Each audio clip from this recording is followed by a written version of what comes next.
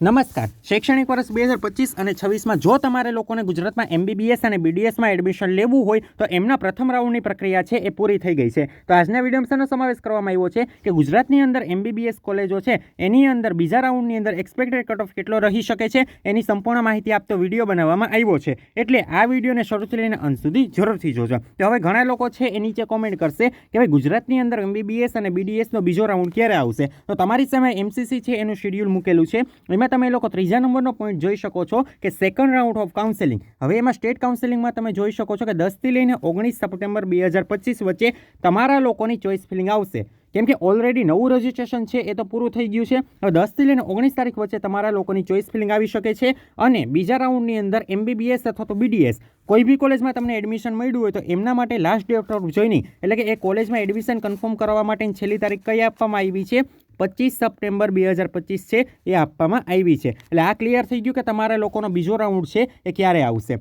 હવે તમને કહી દઉં કે આ કટ ઓફ ઉપર છે કયા કયા પરિબળો અસર કરે છે. તો પહેલી વસ્તુ એ છે કે ભાઈ ઘણા લોકો છે ને પહેલું પરિબળ મેઇનલી એ જ છે કે ઘણા લોકો છે એ MBBSમાં માની લો કે કોઈને જીમર્સ કોલેજમાં મળ્યું છે એડમિશન. તો એ વ્યક્તિ શું વિચારે છે કે ભાઈ એ લોકોને જીમર્સની જે ફી છે એ 3,75,000 છે. હવે એ ફી ઓછી તો કહેવાય નહીં. એટલે એ લોકો શું પસંદ કરી લે કે ભાઈ એના કરતાં એટલી ફી ભરવી એના કરતાં અમે BAMS એટલે કે આયુર્વેદિક અભ્યાસક્રમ છે એમાં એડમિશન લઈ લઈએ. એટલે એમાંના ઘણા લોકો છે એ આયુર્વેદ અથવા તો હોમિયોપેથી એડમિશન છે એમાં પણ પસંદગી કરતા હોય છે. પણ બીજી વસ્તુ એ કે સામાન્ય રીતે તમને ખબર છે કે ભાઈ ગર્લ્સને છે એ 6 લાખ જેટલી સ્કોલરશિપ મળે છે. એમાં ભાઈ 2 લાખ છે MYSYની મળે છે અને બાકીની 4 લાખ છે એ કન્યા કેળવણીની સ્કોલરશિપ છે એ મળે છે. આમાં છે ને તમારી ઇન્કમને ક્રાઇટેરિયા બધું લાગુ પડે છે. તો હવે એ લોકો શું વિચારે કે ભાઈ આપણે ગવર્મેન્ટ કોલેજમાં જવું એના કરતાં આપણા શહેરની અંદર જીમર્સ કોલેજ આવેલી છે તો જીમર્સ કોલેજમાં આપણે એડમિશન લઈ લઈએ. આમ સ્કોલરશિપ તો આવવાની જ છે, પૂરેપૂરી જે ફી છે એ તો આપણને પરત મળી જવાની છે. એટલે ગર્લ્સ છે એ સામાન્ય રીતે એ પસંદ કરે કે જો એ લોકોને સિટીમાં મળતું હોય ને તો એ લોકો બહારની ગવર્મેન્ટ છે એ લોકો ન જાય.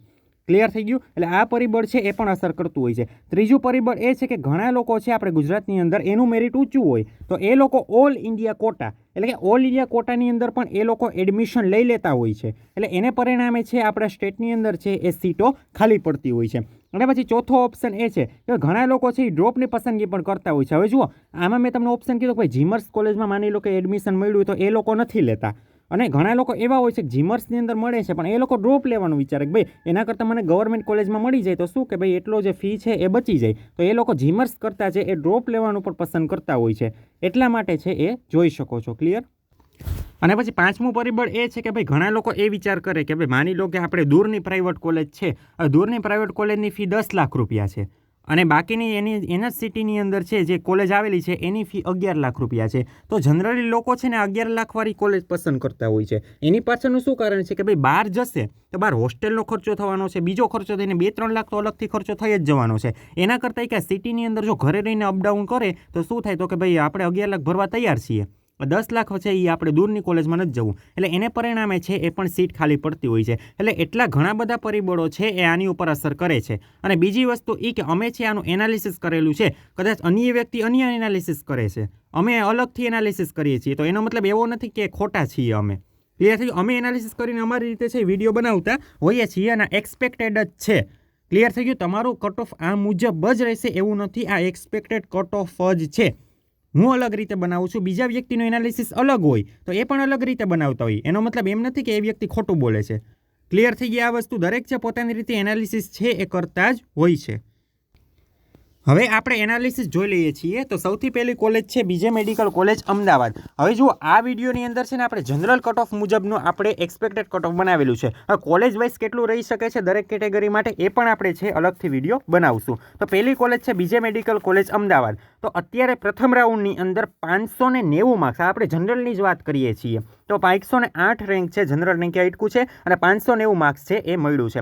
એટલે હવે અમારું એનાલિસિસ એ મુજબ છે કે બીજે મેડિકલની અંદર બીજા રાઉન્ડમાં 578થી લઈને 580 માર્ક તમારે હશે તો એ આજુબાજુ તમને છે એ મળી શકે છે. એટલે કે ભાઈ તમારો રેન્ક છે એ 179 હોય અથવા તો 180 હોય તો એ આજુબાજુ તમારો રેન્ક હોય તો તમને એડમિશન મળવાની શક્યતા રહેશે બીજા રાઉન્ડની અંદર.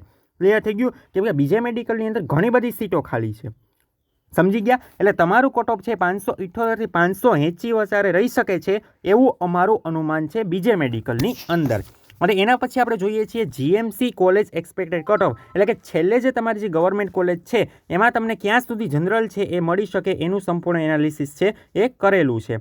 ક્લિયર થઈ ગયું? હવે તમે લોકો જોઈ શકો છો કે 530 માર્ક્સ છે છેલ્લે ગવર્મેન્ટમાં અટકું છે અને 853 જો કેટેગરી વાઇઝ પણ આપણે અલગ અલગ કટ ઓફ છે કોલેજ વાઇઝ બનાવવાના જ છીએ. ક્લિયર થઈ ગયું? હવે જો 530 માર્ક્સ અટકું છે એટલે અમારું અનુમાન એવું છે કે જીએમસીની અંદર છેલ્લે છે 526 માર્ક્સ છે એની આજુબાજુ મળી શકે એમ છે.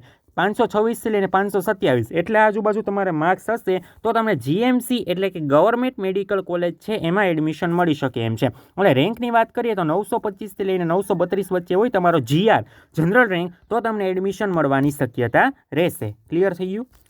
હવે આપણે લોકો આગળ વધીએ છીએ તો એક નવી કોલેજ તમારે ખુલી છે, ESIC કોલેજ છે એ નવી ખુલી છે. તો એ પણ તમને જોઈ શકો છો કે એક ગવર્મેન્ટ કોલેજ છે. તો એની અંદર 50 સીટો છે એની સેકન્ડ રાઉન્ડથી મંજૂરી આપવામાં આવી છે.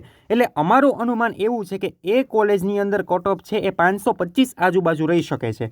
ક્લિયર થઈ ગયું? એટલે કે 980થી લઈને 990 જો તમારો જીઆર હશે તો તમને આમાં એડમિશન મળવાની શક્યતા રહેશે. ક્લિયર થઈ ગયું? નવી કોલેજ ખુલી છે તો એમાં કટ ઓફમાં તમારે 2 થી 3 માર્ક્સનો ફેર પડે એટલે 525 આજુબાજુ જો તમારે હશે તો તમને મળવાના ચાન્સ છે એ આ કોલેજમાં રહેશે. હવે આગળની કોલેજનું આપણે કહેતા પહેલાં તમને અમારા પેઇડ કાઉન્સેલિંગ વિશેની માહિતી આપી દઉં તો તમને ખબર છે કે ભાઈ બીજા રાઉન્ડથી જ છે આખી તમારી એડમિશન પ્રક્રિયા છે એ મહત્ત્વની છે. ક્લિયર થઈ ગયું? બીજા રાઉન્ડથી જ એડમિશનની પ્રક્રિયામાં જો તમે સેજ પણ નાની એવી ભૂલ કરશો તો તમારા લોકોની પહેલી વસ્તુ એ કે ડિપોઝિટ જશે, 10,000 રૂપિયા ડિપોઝિટ જશે. એ સિવાય તમારી કોલેજ છે એ જશે અને તમારે માની લો કે નઈ કોલેજમાં એડમિશન મળતું હશે ને જે કોલેજમાં નહીં મળતું હોય ને તો એ કોલેજમાં પણ તો તમને નથી જ મળવાનું. અને સામાન્ય રીતે તમે જીક્યુ અથવા તો એમક્યુમાં પણ ભૂલ કરી નાખશો તો તમને અન્ય કોલેજ મળી જશે. ક્લિયર થઈ ગયું? એટલે બીજા રાઉન્ડથી જો તમારે અમારી સાથે પેઇડ કાઉન્સેલિંગમાં જોડાવવું હોય તો શું કરવાનું છે? નીચે ડિસ્ક્રિપ્શન બોક્સમાં 2 મોબાઈલ નંબર આપેલા છે. એ બંને મોબાઈલ નંબરમાંથી કોઈ એક નંબરમાં માત્ર ને માત્ર વોટ્સએપમાં જ મેસેજ કરીને પેઇડ કાઉન્સેલિંગમાં અમારી સાથે જોડાવવું હોય તો જોડાઈ શકો છો. એમાં તમને પહેલેથી લઈને છેલ્લે સુધીનું સંપૂર્ણ માર્ગદર્શન છે એ પર્સનલમાં આપવામાં આવશે.